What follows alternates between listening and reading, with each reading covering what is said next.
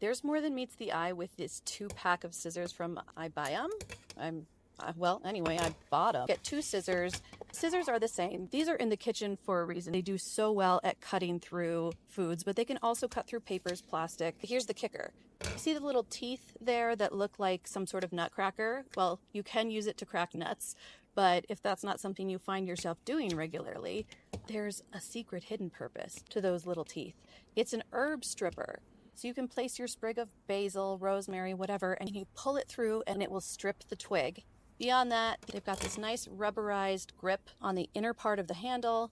And speaking of handle, these just handle nicely. They come with handy covers, so if you need them on the go or for traveling, pop that cover on, throw it in a bag.